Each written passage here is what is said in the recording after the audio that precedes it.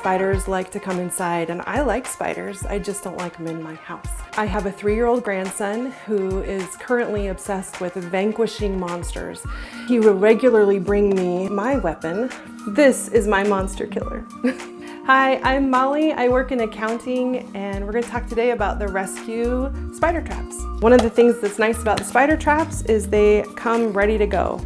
You just take them out, and it comes in a 3-pack, and so you take one out, and you can see that they are made of hard molded plastic. The color of the plastic makes it dark inside, which is what spiders like. And inside there are little tiny dots of glue, so it's not just a blanket of glue, it's just little dots of glue. Because of the glue pattern, they don't bunch up at the opening, and there's holes on the side, so there's kind of lots of entry points.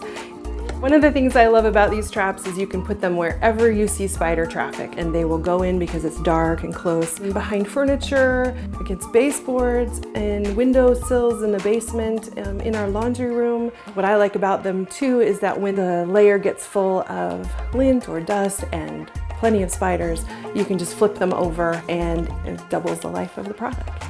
I'm an accountant and I like numbers. I wish I could put a number to how many they can hold, but I know it's a lot. We are your typical bean counters. We love numbers and we love spreadsheets.